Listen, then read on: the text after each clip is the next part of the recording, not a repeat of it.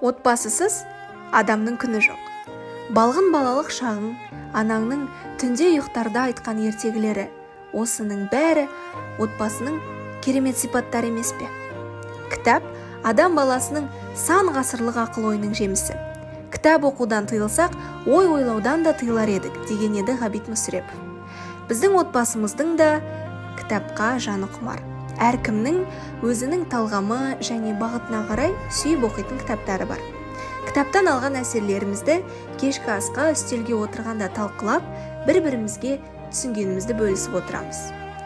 Бүгінгі күні қазақ қоғамында жастарымызды ерлік пен батырлыққа, патриотизмге шақыратын кітаптар көбірек оқылу керек деп ойлаймын.